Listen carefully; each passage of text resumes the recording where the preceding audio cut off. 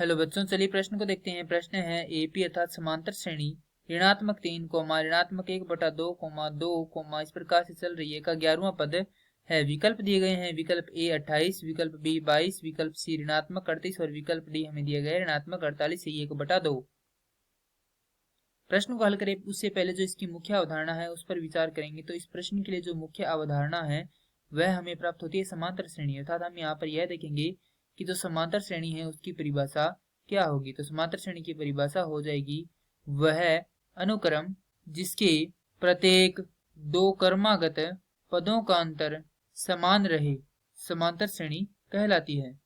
अब यदि इसके प्रारूप के बारे में देखें तो यह इस प्रारूप में होती है प्रथम पद, द्वितीय, तृतीय पद और इस प्रकार अन्य पद और उससे आगे भी चलती है। प्रथम पद को ए द्वारा निरूपित करते हैं, द्वितीय पद को ए जोड़ डी द्वारा, तृतीय पद को ए जोड़ 2 डी द्वारा और इसी प्रकार जो nवां पद है उसे निरूपित करते हैं ए जोड़ n घटाव 1 गुणा में डी से।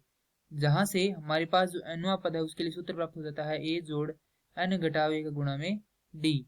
जहां डी सार्वंतर है, सार्वंतर को ज्ञात करने के लिए सूत्र होता है ए एन घटाव 1 जहां n बराबर 1 नहीं हो। अब श्रेणी दी गई है हमें ऋणात्मक 3 ऋणात्मक 1/2 और इस प्रकार से यह चलती रहती है। तो इसका जो प्रथम पद है वह हमें प्राप्त होता है दी गई श्रेणी से ऋणात्मक 3। हमें 11वां पद ज्ञात करना है, अतः n का मान हो गया यहाँ पर 11। हमें अब मान चाहिए d का, तो d को ज्ञात करने के लिए हमारे पास सूत्र है। तो यदि हम n का मान 2 लेते हैं तो यहाँ पर हमें प्राप्त होता है a 2 घटाव a 1, अर्थात जो द्वितीय पद है उसमें से प्रथम पद को घटाकर हम सार्वंतर को ज्ञात कर सकते हैं। और ये इसके अंदर शर्त है कि कोई भी प्रत्येक दो क्रमागत है उनका जो अंतर है वह क्या रहना चाहिए, समान रहना चाहिए। तो समांतर श्रेणी होती है। तो यहाँ पर दो क्रमागत पद हमने कौन से लिए है, ए द्वितीय घटाव ए प्रथम लिया है, जिसे हम ज्ञात करते हैं वह मान होता है सार्वंतर। तो द्वितीय पद का मान हमारे पास है ऋणात्मक 1/2 घटाव प्रथम पद का मान हमारे पास 3। हल करेंगे तो हमारे पास प्राप्त हो जाएगा डी का मान 5/2। अब यह मान हम सूत्र में रखते हैं। सूत्र हमारे पास ए एन बराबर ए जोड़ n घटाव 1 गुणा में डी।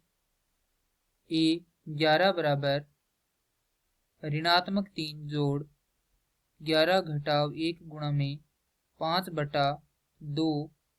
तो 11वें पद का मान हमारे पास यहाँ से प्राप्त हो जाएगा 3 ऋणात्मक का जोड़ 10 गुणा 5/2। 2 से इसको काटेंगे तो 5 बार कटेगा।